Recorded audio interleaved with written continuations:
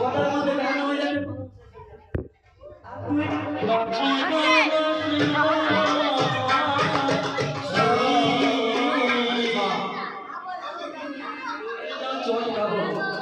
এবার চিন্তা করে মনে আমার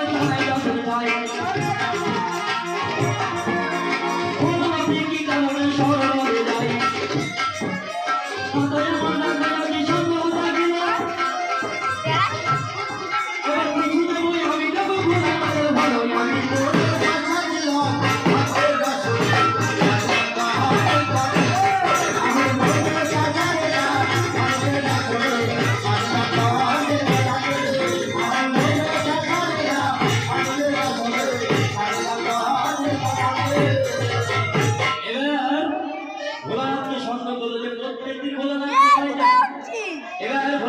পরীক্ষা করবার জন্য ওই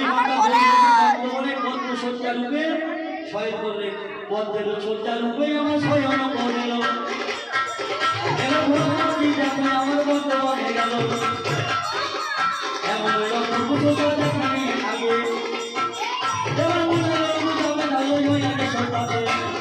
এবার এটা ভোলানাথ সরবরে গেল মনে মনে চিন্তা করলেন এমন সজ্জা তো দেখিনি প্রত্যেক দিন যাই।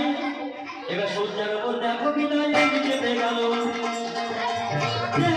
আমার কামি চেপে গেল স্বয়ং পার্বতী পদ্ম সজ্জার উপরে রয়েছে। এবার ভোলানাথ ভোলানাথের উপর ভোলানাথ শুয়ে যে পার্বতীর উপর সজ্জার উপরে রয়েছে আর ভোলানাথের কামি এমন চেপে গেছে তাই আমার কি হবে মানব কি হবে উপায় ভোলা ছবিতে রাখিল আমি কেমন করে আগুন ভাবে এবার ভোলানাথ মনে মনে চিন্তা করছে আমি কেমন করে আগুন ভাবো। এবার সজ্জা ত্যাগ করে সরোবরে গেছে। এবার পার্বতী মনে মনে চিন্তা করছে ভোলানাথ সজ্জা ত্যাগ করে হঠাৎ কোথায় চলে গেল হঠাৎ সজ্জা ত্যাগ করলো কেন সরোবরে যে ভোলানাথ গেছে সরোবরের তাদের মাথা কি করল আমার লোকে ধরে নিল। এবার শিবলের রবিকে আমার সহ্য করে নেয় ভোলানাথী সরোবরে চলে যায়। এবার আমার মাথা গিয়ে কি করেছে এই শিবল অনেক কাজ করে ভালো করে দিয়েছে। এবার যুগল শিবল এক গোটাই দিল।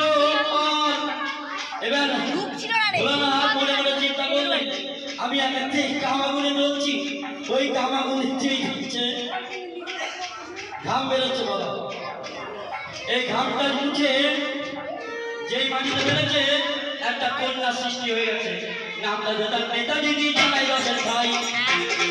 এবার নেতার জন্ম হয়ে আমার সাথে বাবা যায়। এবার নেতার জন্ম হয়ে গেল ওই নেতা বাল্যকিল্লমণিকে দেখে অভিশাপ করেছিল যে উপহাস করলো বাল্যকিল্লমণিকে দেখে তখন বাল্যকিল্লমণি অভিশাপ দিয়েছিল নেতা তুই আমাদের উপহাস করলি আজকে আমি তোকে অভিশাপ দিলাম তুই বড় হওয়া সত্ত্বেও ছোট দাসিত্ব করবি এই বলে নেতা অভিশপ্ত হয়ে গেল। এবার সরোবরে গিয়ে দেখছে বেলবৃক্ষ যেই যুগল শিবল লেগেছে বাবা আর ভোলানাথ কাম লেগে গেছে। এবার কোথায় আছো নারদমণি জানাই আমার ভয়ে এবার যুগল শিবল পাবে হবে জানাচ্ছি তোমারে। এবার নারদমণি মহাদেবী ছুটে গেল। এবার মামা বলে আমার ডাকিতে লাগলো বলে মামা তুমি কি করছো বলছো ওই যে দেখছো যুগল শিবল ওটা আমাকে পেরে এনে দাও। এবার নারদমণি বাবা চিন্তা না করে কাছে উঠে গিয়েছে যেই যুগল শিবল ধরতে যাচ্ছে একবার ফল এদিক আর একবার ওদিক যাচ্ছে নারদ মামা আমি পারবো না তোমার যা করার তুমি তাই করো এই বলে চলে গেল। এবার ভোলানাথ ধ্যান দেবে যে হস্ত বাড়ালো ওই ফল হাতে চলে আসলো ওই কঠিন শিবল দেখো আমার নরম হয়ে গেল হয়ে গেল আমি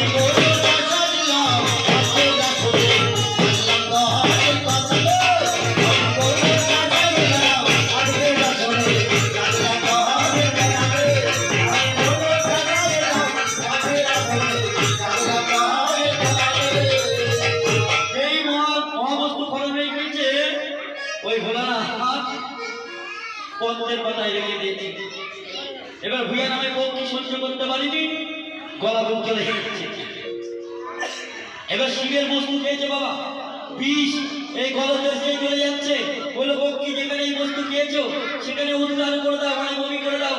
এবার পক্ষী আমার ধীরে ধীরে একটু বালক নিল। এবার মধ্যে দেখো আমার যোগী চলে গেল। এবার মধ্যে রবি নালে গিয়ে পাতালে যে যায়। এবার বাসুকির পানে গিয়ে দর্শন হয়। এবার মেরে মাতা বাসুকি না করে যাচ্ছো মনে সিনে করতে হবে যারা যোগী বলো।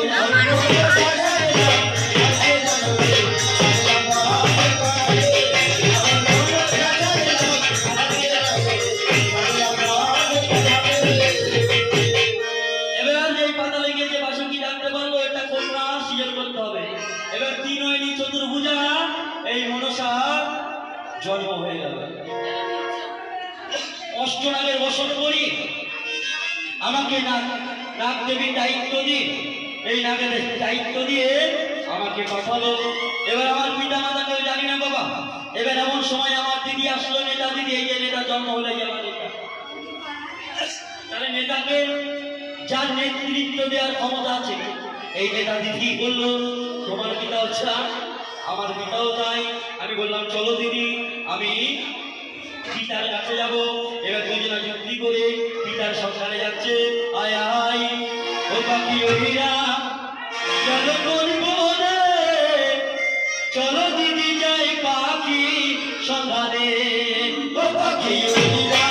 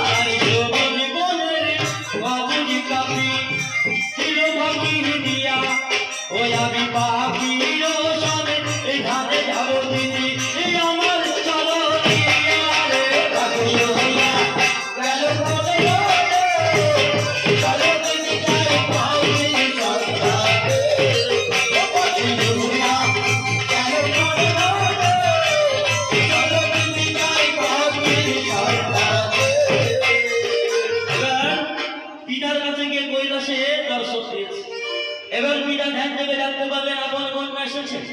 এবার সমস্ত আসন পরিপূর্ণ আছে, একটা আসন ফাঁকা আছে। ওই মনসা গিয়ে যে বসতে গেছে, মনসা ওই আসনে তুমি বসতে পারবে না। আমি বললাম কেন পিতা? ওই আসনটা পেতে হলে তোমাকে পরীক্ষা দিতে হবে। তোমাকে মন্ত্র দেবে চক্রধরণে, চক্রধর রাজা আছে চক্রধরে। ওই রাজার কাছে একটা পুষ্প যদি তোমার চরণে নিতে পারো তাহলে এই তুমি আসনে বসার অধিকারী হবে। আমি বললাম পিতা আপনাকে আশীর্বাদ করুন, আমি যেন ওই রাজার কাছ থেকে পুজো দিতে পারি। এবার পুষ্প হজতে চলে নেতা কি করবো বলো।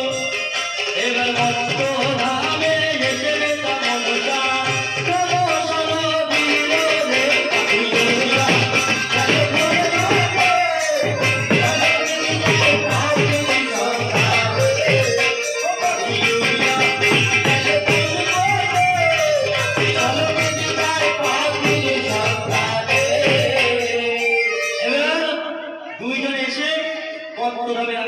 জিজ্ঞাসা করলো, বললো নদী পার বললেই চম্পকনগর। এবার নদী ধারে এসে ঝালুমালু বাবা মাছ ধরছে। এবার দুই ভাই একজন আয়, আর ঝালুমালু মানে কি একজন আয় করে আর একজন ব্যয় করে।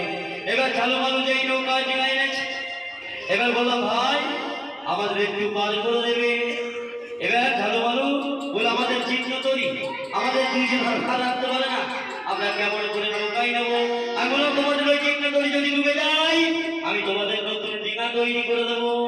এবার যেই ডিঙা ঘোড়ায় এনেছে, এবার এক বাজাই দিয়েছে ওই চিহ্ন তৈরি বাবা ওই মনসার পদবর্ষে সোনায় রূপান্তরিত হয়ে গেছে। বললো মা তুমি মানবী নয়, তোমার নিশ্চয়ই করে দেবী, তোমার পরিচয় তুমি সত্যি করে বলো না। বললো আমি হচ্ছে মনসা আর আমার দিদি নেতা।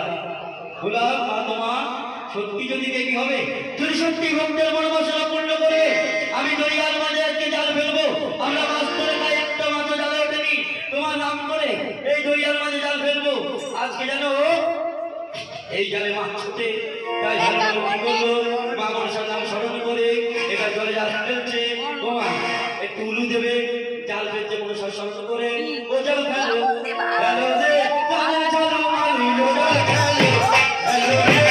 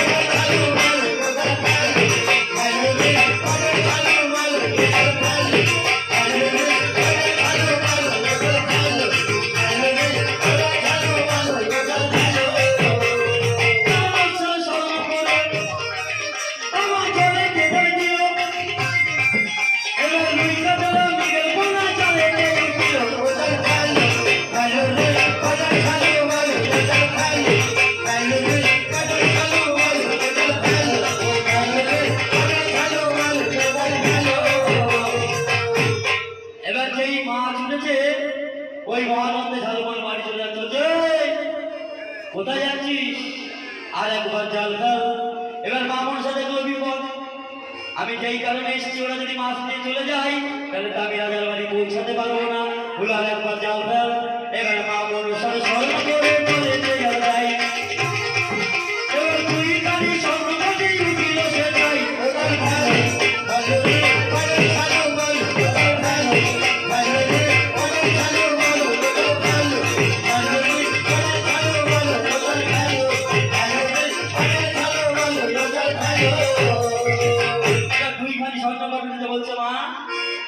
এই ঘরটা কি করবো আমরা, সামান্য জীবন জাতি বলে দিয়ে যদি পুজো করবো তোমাদের ধন সম্পদ দিনে দিনে বেড়ে যাবে।